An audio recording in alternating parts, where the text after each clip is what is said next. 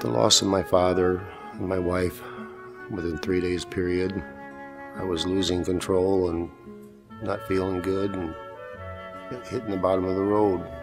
Felt like I had nowhere to turn.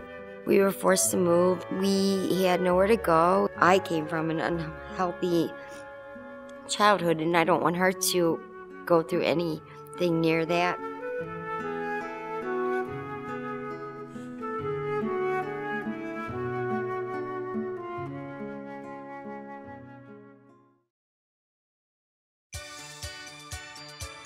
Well, this has been an exciting thing for the congregation. They've always been in love with the idea of Love Inc. and being involved with the other churches in the community to provide needed services, needed ministries. So this has been a good thing for the congregation in that it's excitement and it's ministry and it's really hands-on stuff. So when the board for Love Inc. was formed and we hired an executive director, Nathan Scott, he went out to the different churches. When he came to our church, we were able to find out just how exciting it was to find that certain ministry or that certain ability for us to work with Love Inc. Well, at first we thought, should it be linens? Should it be dishes? You know, what kinds of things would people need? And someone did call the Love Inc. office and asked what the greatest need would be, and they said linens. Luckily, I'm on the property committee, and we just took some time and walked around the church and decided that that little room in the back that we hadn't been using as Sunday school and was being used for storage was a very good room. And it wasn't really until we got the shelves in the linen closet that suddenly we had a real closet. And also when we gave ourselves an identity and decided on our names, that was an incredibly torturous job to come up with our name. And somebody suggested the linen closet, which we agreed on, but informally we're known as the Linen Sisters. And that's, of course, the reference to the Lennon sisters. When Love Inc. calls us, they've usually had a request for beds from a family. So they call us to provide the bedding. And so we give the family a call and find out how many beds, what size, are there children involved, are this bedding for women, for men, and then we also ask them questions about if they need towels.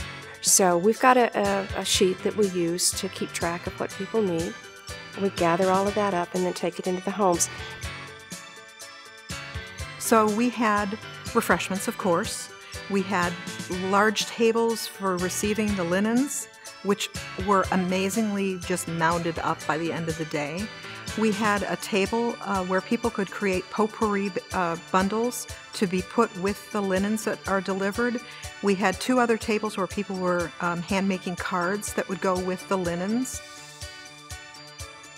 And we have found that one of the most exciting things is that we not only can help these people who need such items as the linens and the kitchen towels and things like that, but we can invite the rest of the congregation, men and women, to go out and share what they can do, bringing those linens to those people. And it's been a really great blessing to see that. Where we go from here, I think one of the things that we hope to do is serve as a role model or a prototype for other organizations who can see that this is really something that's very doable. Once you have a person, a group of people in a congregation who have an idea, move on it. It helps energize people about ministry and mission right here in DeKalb. They've always been excited about the concept, the idea of Love Inc. and working with other churches to provide these needed services as a ministry in the community. But for it to become real in this way through the linen ministry, where people can do little things that mean a lot to somebody who receives this ministry, the benefits of it out in the community, it's great. It's hands-on ministry in a very real and satisfying way, and people are excited about it.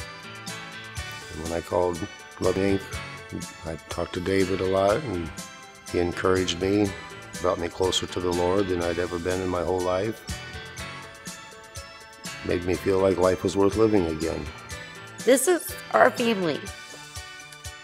We have a large spiritual family, though. Carolyn, I have talked to personally several times, and David, I met George, all of them from Love Inc. Pastor Eric and Martha and Ellen, they are my spiritual family. And without them, we would not be here, and we would not be doing as well as we are.